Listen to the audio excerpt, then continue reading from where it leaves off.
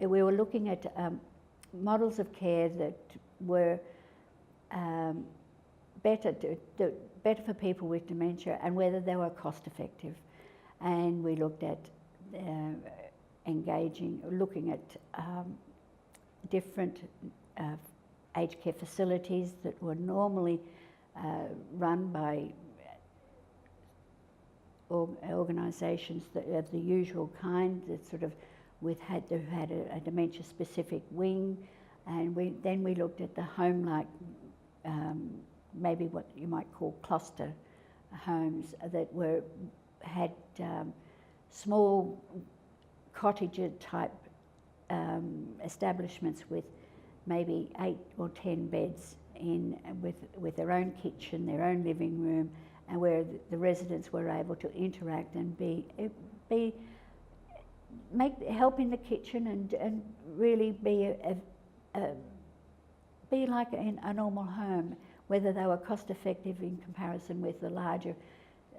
organisation where everything came up from a central kitchen, etc. And they were just sat in a big living room and in front of a television,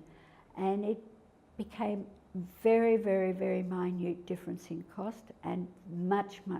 a very, very different in quality of care. I've visited a couple of larger facilities and I just observed, and I also visited a couple of cottage-like facilities and observed, and I spoke with a few of the residents, and the difference was amazing, you know, and this is the feedback that they were wanting. It's just our observations and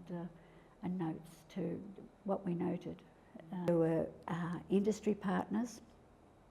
academics, researchers, and consumers. So there were, where there were consumers with providing input with their experiences,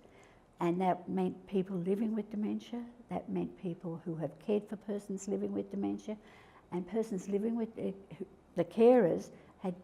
had essentially cared for people living with dementia of all different